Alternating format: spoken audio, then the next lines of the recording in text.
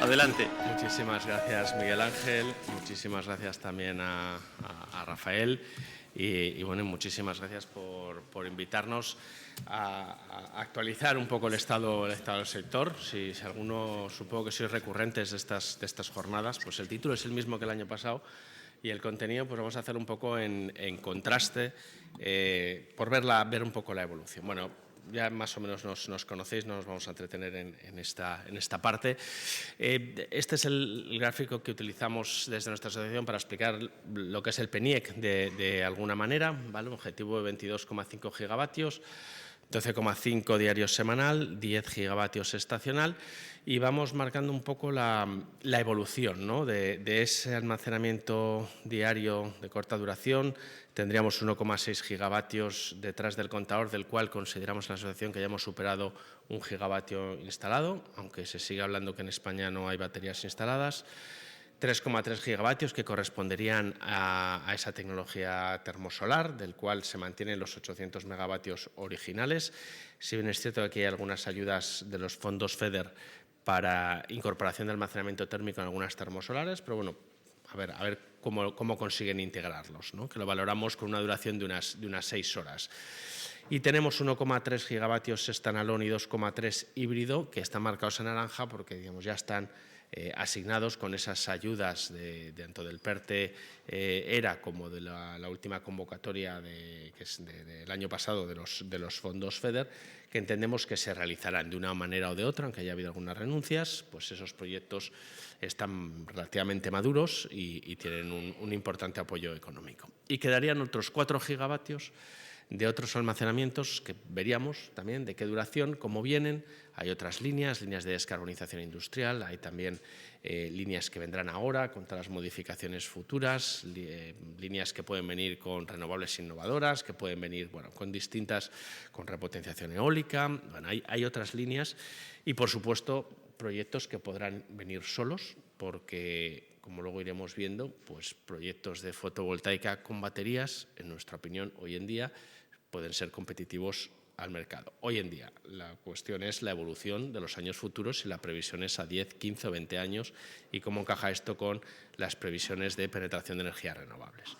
Y por la parte del bombeo estacional, pues se ha incrementado esos 1,3 gigavatios, como digo, con las ayudas también de los proyectos de los fondos FEDER y del PERTE ERA, cuya construcción pues empezamos que este año se empieza algún proyecto, no de esos 1,3, el proyecto Aguayo, esperamos que comience porque ha tenido un apoyo de 180 millones de la Unión Europea, y hay otros 2,7 gigavatios de ese objetivo que, bueno, veremos cuál es el futuro porque, bueno, pues esto son largos plazos de desarrollo, nos guste o no nos guste. Aquí tenemos también la evolución del acceso y conexión a red. El gráfico de la izquierda sería capacidad de acceso, el primer cuadro de baterías, y el segundo sería la potencia instalada. Y abajo vemos la evolución de los años 25 y 27, ¿no? O sea, tenemos en el año 2025 lo que teníamos era 7 megavatios, digamos, de puesta en servicio en baterías. En 2026 tenemos 14 en acceso, ¿vale? Si vamos a la parte de la derecha, después de las 2 barras, en 2025 teníamos 15 megavatios de potencia instalada. En 2026, a fecha de marzo, misma referencia, tenemos 125, ¿vale?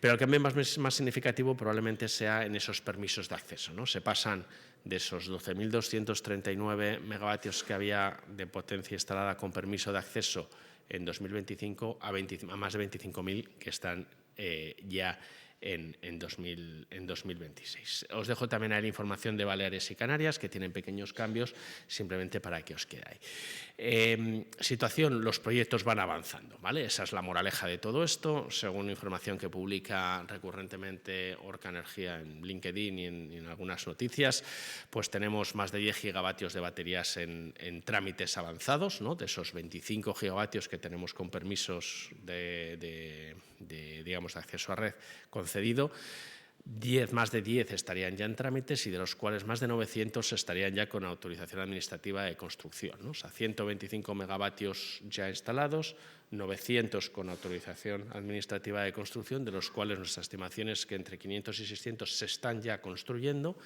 y hay otros más de 3.300 con aprobación ambiental. Es decir, viene un paquete, un lote bien grande, que sea aproximadamente de esos 3, 4, 5 gigavatios, que se van a ir desarrollando en los próximos 2 o 3 años, ¿no? Es decir, que esperamos, como decíamos antes, poder llegar a esos 7, 8 gigavatios de baterías a 2030 sin demasiados problemas, por lo menos a efectos de tramitación. Esta es la evolución de esa potencia instalada. Se ha hablado mucho estos meses. ¿Hemos triplicado la potencia? Bueno, sí, claro, efectivamente. Hemos pasado de tener 3 instalaciones a tener 6 que han triplicado la potencia, pero es un valor, como digo, de 125 megavatios.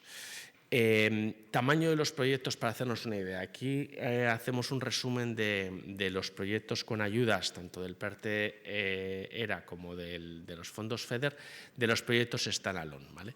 Y aquí lo que queremos mostrar es que por cómo ha sido la evolución, por cómo ha estado todo el marco regulatorio y por cómo han estado todos los problemas de acceso y conexión, la situación que tenemos en España es que tenemos, en cuanto a standalone, proyectos más bien pequeños, ¿vale? Lo cual tiene sus partes buenas porque están muy distribuidos, pero también tienen sus problemas de economías de escala y de facilidad de competitividad, digamos, en la operación, ¿vale?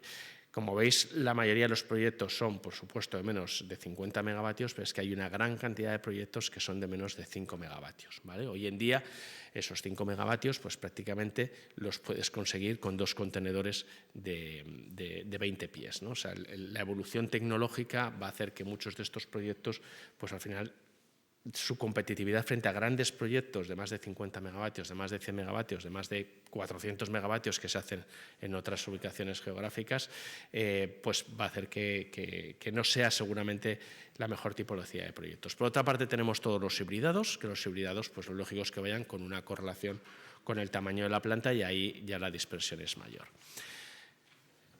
Entiendo que esto gráfico es conocido, reconocido o familiar para todo el mundo, una evolución de un día cualquiera, en este caso pues el 21 de marzo, curva de precios de OMIE, pues todos sabemos lo que ocurre con el Valle Solar. Y aquí os traigo dos diapositivas de una jornada que organizamos hace unas semanas, la podéis encontrar en nuestra página web si queréis, que resume de manera, digamos, general esos valores, ¿vale? Es decir, oye, si un día tiene precios bajos, pero al final, ¿cuál es la tendencia? Y lo que podéis ver a la izquierda es al final la variación entre el tanto por ciento de horas de precios bajos, ¿no?, entre el año 24 y el 25. Lo que más se destaca es que precios bajo de cero no hay una variación, pero sí que hay un incremento, no hay una gran variación entre el 24 y el 25 en cuanto a las horas de precios cero, pero si vemos el gráfico de la derecha, lo que sí que vemos es que hay más energía a esas horas que los precios son cero, ¿vale? Es decir, venimos de un momento, de unos años en los que se habla mucho del precio capturado como dando por sentado que toda la energía se coloca a esos precios. La situación que tenemos actualmente es que tenemos más energía, hay una descorrelación entre las horas y la energía, en parte también derivado por los curtailment o directamente por la no casación en el mercado por esos precios cero, ¿no? Es decir, conclusión, como dice ahí, pues tenemos prácticamente la mitad de la producción fotovoltaica con precios energética con precios muy bajos. ¿Vale? Y aquí se hace también un análisis de lo que sería el spread de precios, ¿vale?, que manejaba con esos conceptos TV2, TV4, al final, ¿no?, las 2 horas más baratas, las 2 horas más caras, y donde se ve pues, que efectivamente hay una evolución del 24 al 25 porque cada vez es más recurrente y más frecuente los precios bajos al mediodía. Y así será porque se sigue instalando fotovoltaica, ¿no? He estado revisando esta mañana, pues en lo que llevamos de año, desde diciembre a marzo, pues tenemos prácticamente 1,5 gigavatios más de fotovoltaica instalado, a pesar de tener estas perspectivas.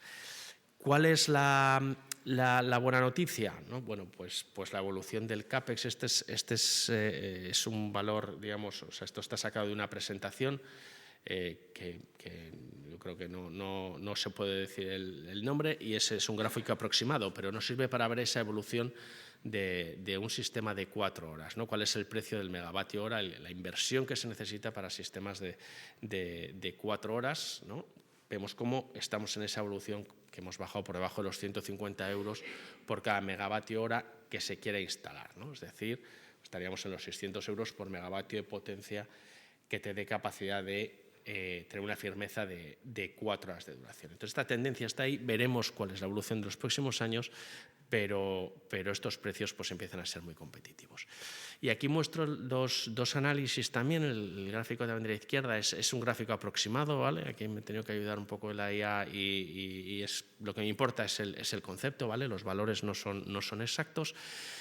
Es una evolución entre lo que sería la línea más clarita, los precios, lo que sería la simulación del 2026, cuál sería la desviación de los precios, ¿no? Como veis, está en tanto por 1, ¿no? O sea, respecto a la media, que sería 1, pues tenemos las puntas de la noche y la punta de la mañana por encima de ese, ¿no? Llegando hasta ese 1,4 aproximadamente, y tenemos, ¿no?, ese apuntamiento, ¿no?, bajando incluso a 0,4. Bueno, el gráfico no está completamente exacto, la expectativa de apuntamiento para este año en esas horas, ¿no? Ese ejercicio lo que plantea es una comparación, dice, si hubiera en este escenario, en el mismo escenario que hacen de 2026, si hubiera 16 gigavatios de baterías con 4 horas de duración, esa sería la curva modificada que se produciría, ¿vale? ¿Qué es lo que se trata de explicar aquí? Que hay un fundamental claro, que el exceso de capacidad instalada fotovoltaica que hay ahora mismo, apenas la instalación de 16 gigavatios de baterías apenas mueve ese fundamental, apenas va a hacer que el precio, que ese apuntamiento de 0,4, 0,5 se incremente pues a 0,6 o 0,7, ¿vale? Pero el impacto, o sea, hay hueco de sobra para esa cantidad. Y el impacto en las puntas es lo mismo, se produce esa pequeña reducción, pero esta cantidad de almacenamiento no llega todavía a saturar el sistema. En el gráfico de la derecha lo que se ve es un estudio que salió ayer, si no recuerdo mal, en una noticia de un periódico, que lo que viene a decir es que en los análisis, el estudio no lo he mirado, me he visto la noticia, con lo cual cogedlo un poco con pinzas, pero lo que viene a decir es que digamos, el equilibrio económico, ¿no?, de rentabilidad económica que permitiría al sistema español, el peninsular, entiendo, es incorporar 30 gigavatios hora de almacenamiento, ¿vale? Lo que se ve en ese gráfico azul sería la situación actual, y la línea punteada azul sería cómo sería la generación que sería capaz de absorber el sistema si hubieran esos 30 gigavatios hora de almacenamiento instalado. Y la línea roja sería la modificación de esos precios, ¿no? Si con el almacenamiento que hay ahora tendríamos esas puntas claras en la mañana y en la tarde, si se instalasen esos 30 gigavatios hora, se reducirían esos spread, esos precios, y por eso, digamos, el almacenamiento dejaría de tener esa rentabilidad económica. Cuestión clave que es complicado de entender y al final cuesta mucho trasladarlo. Este es un ejercicio para un almacenamiento standalone, ¿vale? Es decir, el standalone aquí ahora mismo se llegaría a su punto de rentabilidad, pero habrías conseguido que la fotovoltaica incrementase sus ingresos desde unos 24-25 euros a 35-40 euros, ¿vale? Es decir, puede que el almacenamiento deje de ser rentable, pero las instalaciones fotovoltaicas incrementarían su rentabilidad. Y aquí es donde tendremos que ver cómo evoluciona el sistema entre instalaciones hibridadas o instalaciones standalone, que tienen al final dinámicas, respuestas e incentivos diferentes, ¿vale? El año pasado mostrábamos esta diapositiva, un poquito desactualizada, pero que nos sirve para ubicarnos en dónde estamos, ¿vale? Seguimos esperando el mercado de capacidad, los mecanismos de flexibilidad, veremos qué pasa con subastas de energías renovables, han pasado muchas cosas, los PERTE, el FEDER, y la regulación de accesos y mercados y servicios, eso ya está prácticamente todo. Del mercado de capacidad, aquí había una gráfica que da un poquito más bonito, pues ya casi, ¿no? Llevamos así 2 años, ya casi. Cambios importantes a tener en cuenta, pues ha terminado de regular o se está terminando de regular la figura del agregador, que era una de las condiciones que ponía la Comisión Europea para poder aprobar el mecanismo de capacidad. Se ha incorporado también una redacción de libertad de cierre que bueno, no sé si será suficiente para la Comisión Europea o no, no es una libertad de cierre total, viene condicionada, entonces habrá que ver si con eso dan el visto bueno. Se cumplen también las condiciones del análisis de cobertura del sistema, el National Resource Adequacy Assessment del año 2024, que indica que España tiene necesidad de un mercado de capacidad. y veremos si hay más cosas, porque como decimos, pues no termina de aprobarse, entonces siempre hay alguna sorpresa.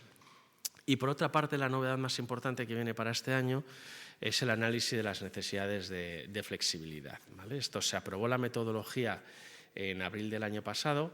Es una metodología compleja, bastante difícil de entender, porque básicamente lo que recoge es que los distribuidores y los operadores del sistema, o las redes, digamos, los distribuidores y los transportistas, tienen que enviar una información al encargado de hacer estos análisis y el encargado pues hará el análisis y a ver qué resulta, ¿no? Y las tres cosas clave, los tres criterios clave que se tienen que analizar son los tres que se ven aquí a la izquierda. El de abajo, que se ve poquito, que sería el Short-Term Flexibility Needs, es decir, necesidades de flexibilidad de corto plazo por imprevistos, ¿no? Por ejemplo, supongo que todos estáis al tanto, que a principios de este año, en plenas borrascas, se activó el SRAT, el Servicio de Respuesta Activa de la Demanda, por una parada de generación eólica por excesos de viento, fallos en la interconexión o caídas en la interconexión con Portugal. Bueno, pues son situaciones imprevistas. Tú tienes una previsión, hay un cambio meteorológico, hay un fallo, tal.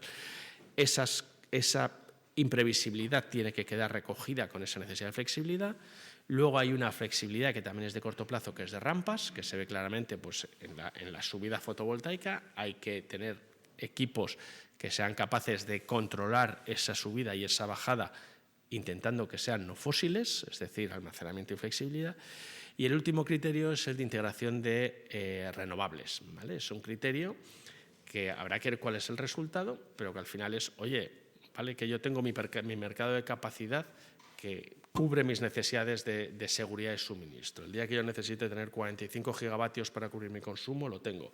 Pero eso no quiere decir que yo sea capaz de cubrir mi 80% de objetivo de renovables anual, ¿vale? Entonces, con este análisis saldrán unas necesidades de cuánta flexibilidad, que como digo se entiende como almacenamiento y respuesta de la demanda, es necesaria para integrar toda esa cantidad de renovables. Y este es, en mi opinión, el gran matiz que va a venir en los próximos meses, porque esto se tiene que publicar este resultado en julio, para saber si va a poder haber un apoyo público adicional a las señales del mercado para poder, digamos, levantar, ¿no?, ese exceso de generación renovable que tenemos ahora mismo en gran número de horas del año, ¿no?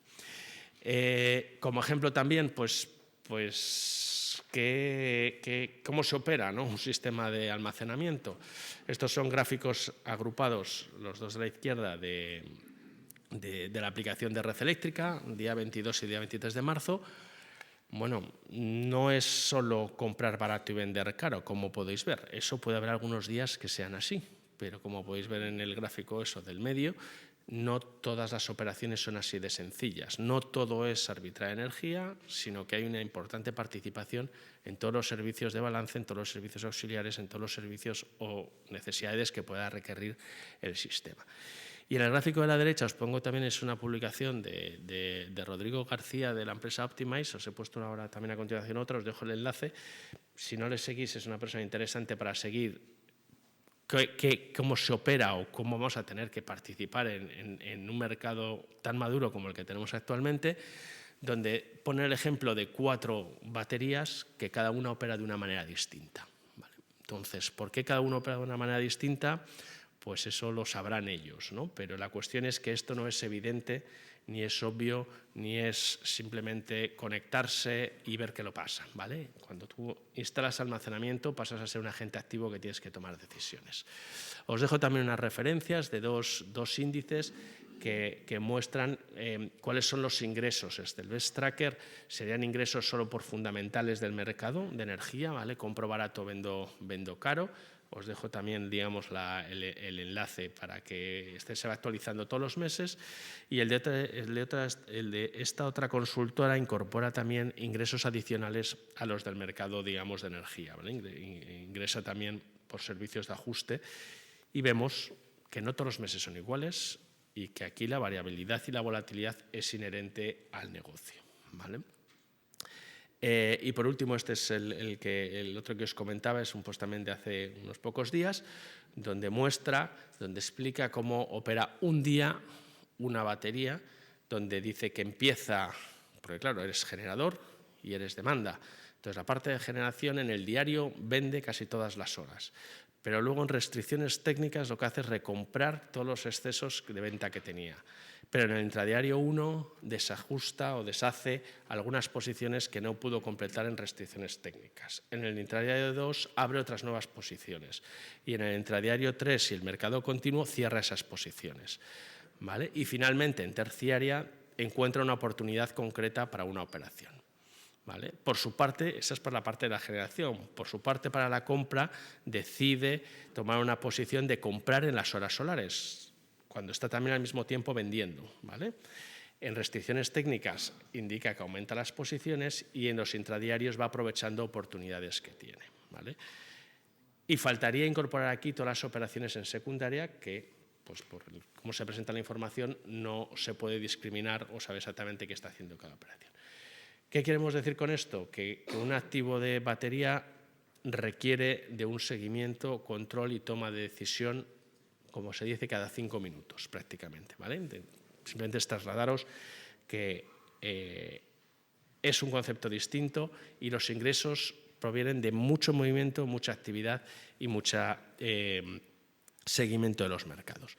Y finalmente, bueno, pues como el sábado tuvimos alguna buena noticia, pues cosas a seguir. No sé mañana qué pasará, pero bueno, pues si sale adelante, acceso flexible, ¿vale? Para consumir, será una de las líneas driver que puede ampliar todas esas capacidades de acceso. Se deroga el tema de la garantía que hay que depositar para la demanda, para consumir, pero se cambia por un sistema de pago adelantado de peajes, que bueno, pues tiene una parte positiva, pero tiene un coste financiero mayor. Se trata de resolver, que veremos si lo resuelve, el acceso en concursos de almacenamiento, y hay también algunas aclaraciones a utilidad pública que aplican más a bombeo, pero que también aplican a sistemas de baterías para aclarar la posibilidad de utilizar la utilidad pública en expropiación de líneas de evacuación. Hay muchas más cosas en este Real Decreto, pero bueno, con esto creo que puede ser suficiente. Muchas gracias.